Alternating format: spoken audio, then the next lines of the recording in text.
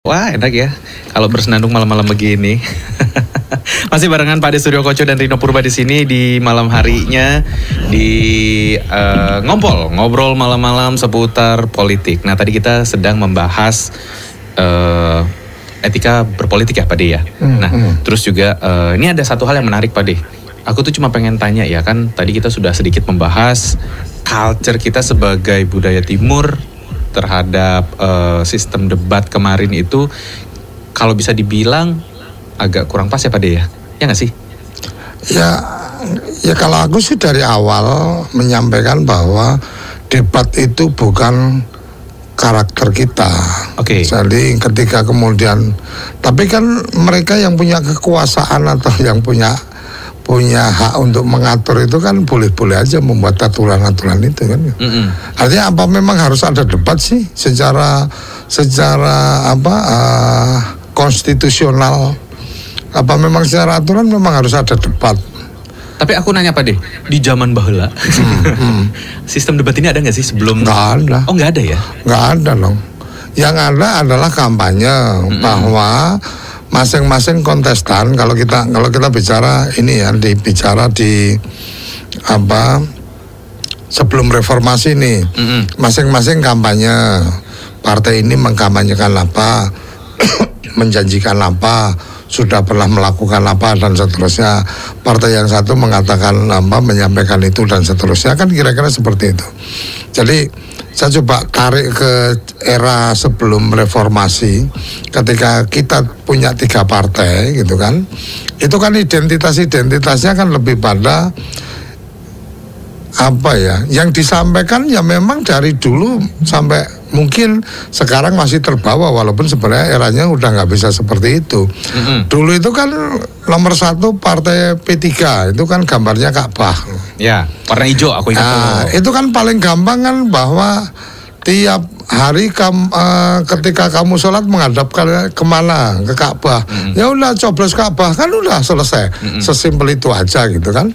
Nah teman-teman PDI waktu itu belum PDI Perjuangan gitu kan, yang mengatakan bahwa identitas kan, bahwa Banteng itu harus bisa merobohkan pohon beringin dan seterusnya karena nomor 3-nya Golkar pohon beringin kan gitu.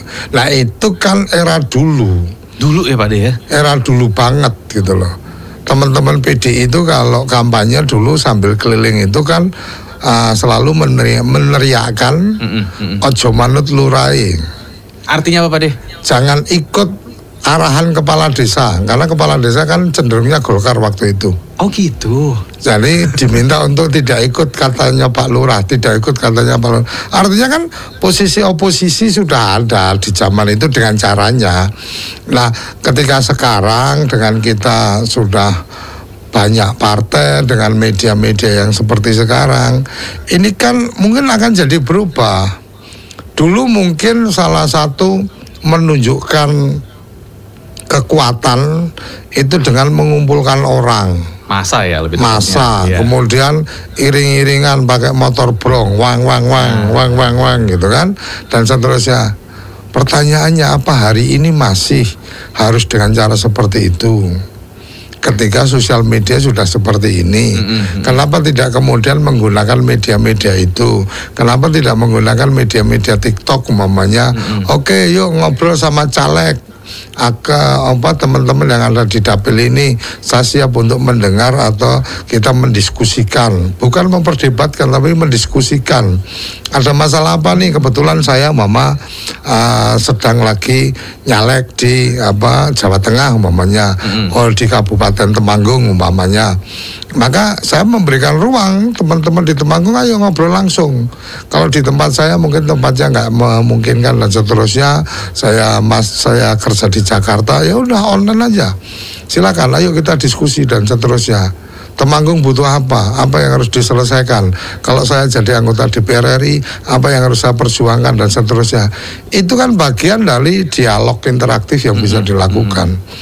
Makanya kan kampanye itu kan ada kampanye dialog. Ya kampanye dialog ya ketemu ngobrol. Diskusi tersebut. Iya, ada rapat umum. Kalau rapat umum kan kampanye orang ngumpul di satu lapangan 100.000, 50.000 dan seterusnya kan gitu. Nah ini yang menurut aku kalau hari ini apakah kemudian konsep debat itu perlu perlu memang harus dipertahankan atau kemudian ya balik yang tadi saya sampaikan secara etika akhirnya kita bicara pada norma hukum yang ada. Secara aturan tertulisnya kayak apa? Oh, kayak Mama nih ketika kemarin mempermasalahkan bahwa usia sekian, kemudian ini dirubah, kemudian bisa masuk dan seterusnya jadi wakil presiden. Ya sebenarnya hal itu kan bukan hal yang baru.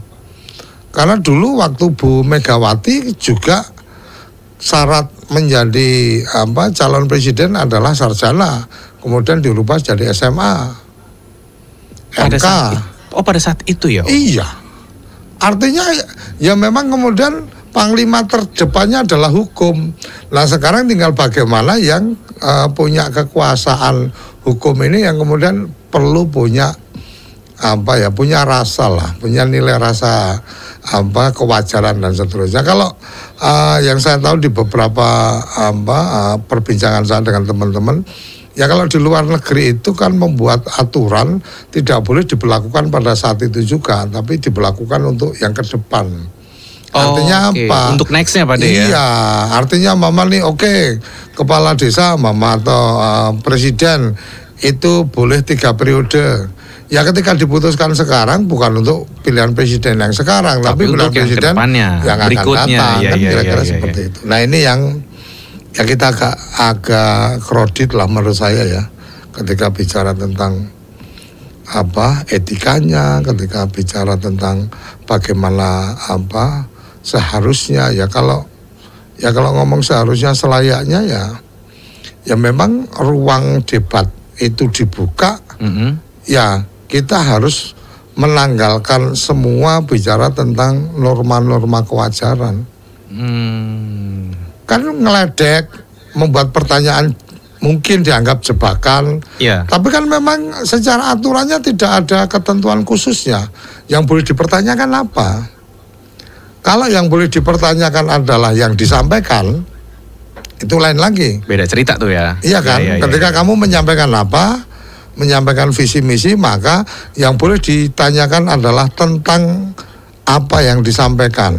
Nah kalau regulasinya kayak gitu ya simple banget gitu loh. Nggak mungkin kemudian menyiapkan pertanyaan-pertanyaan mungkin dianggap jebakan dan seterusnya. Karena kan tidak ada orang yang tahu segala hal. Yang tahu segala hal hari ini ya cuma saya Google aja. Ditanya apa aja dia bisa jawab. Iya kan? Iya setuju. Nah, sebagian ingatan kita kan sudah kita percayakan kepada Google. Setuju, aku juga sempat setuju tuh Pak De. Loh, sekarang gini deh. Kamu main ke kantorku. Ya kan? Kemudian pakai map.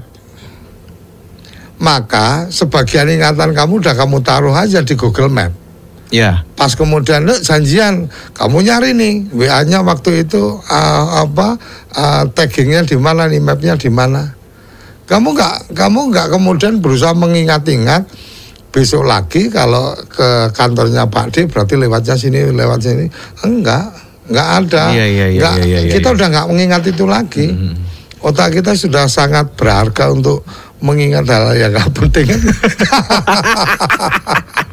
Seru nih. Pak De, ini ada pertanyaan salah satu dari X-People nih ya. Tadi kan dibilang itu sebelum masa reformasi ya, untuk yang perihal 3 partai doang ya Pak De ya. Dan itu tidak ada perdebatan dan lain-lain. Itu kisaran di tahun berapa Pak De? Ini ada salah satu X-People yang bertanya. Ini kayaknya anak-anak Gen Z nih Pak De, yang sekarang belum tahu nih. Kisaran berapa kira-kira Pak De? Apa tuh? Yang di tahun berapa yang kalau sekarang kan ada perdebatan gitu, ada debat-debat capres kalau mulai seingat aku itu mulai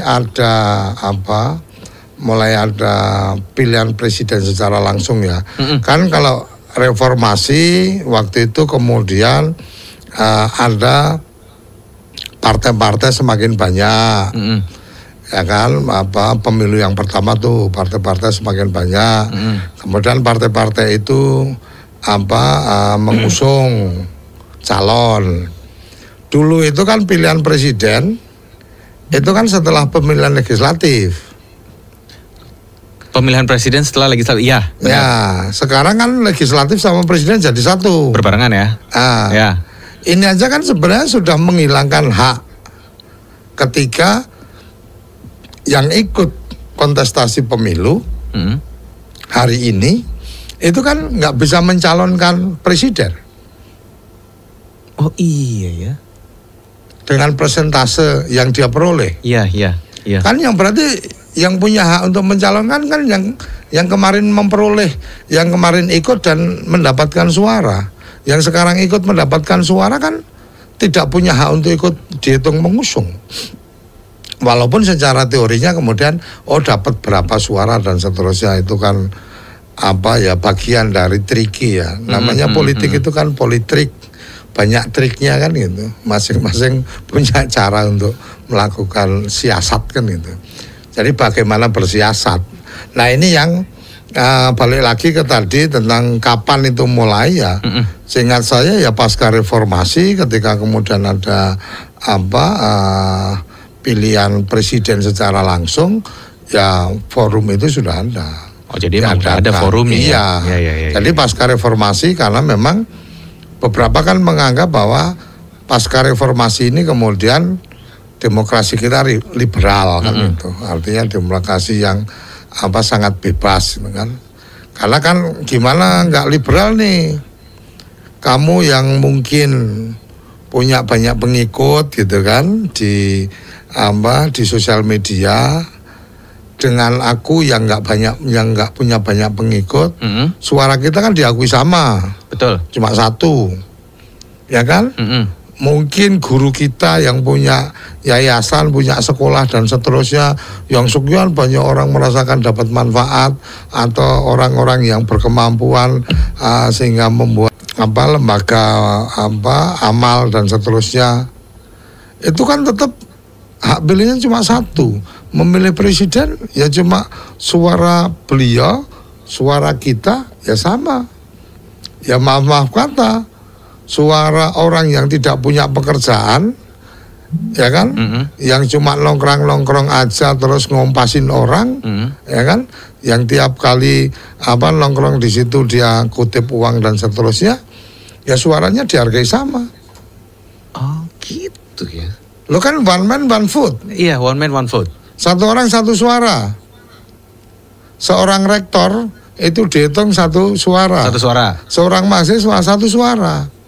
Sama dong ya. Ketika kemampuan berpikirnya, rektor mungkin bisa berpikir lebih jauh bahwa ini lebih layak jadi presiden, ya kalah dengan orang-orang yang tidak mampu berpikir kemudian memilih dia kan gitu. Dan suaranya paling banyak. Iya. Keren nih. Ini menarik nih ya, makin malam udah makin menarik, dan ini kita udah sejam. Buat kamu mungkin yang baru tune in di X Channel ya 93,6 FM, kita lagi di acara segmen yang ngompol, yaitu ngobrol tentang politik di malam hari. Tadi buat Saski ya, yang dia mempertanyakan itu di spill tahun berapanya. Nah ini banyak banget ternyata di zaman sekarang Gen Z yang mungkin secara historikalnya ada juga yang banyak belum tahu ya Pak De ya. Tapi nggak apa-apa, tahan aja dulu ya. Tune in aja di sini karena Pak De Suryo Koco bakalan menjabarkan ya. Kalau misalnya kamu mungkin masih ada penasaran dan masih kurang puas, nggak apa-apa, langsung aja ditanya. Nah buat Saski, kalau misalnya kamu masih pengen tanya-tanya lagi, makanya tune in terus di sini ya di 93,6 FM.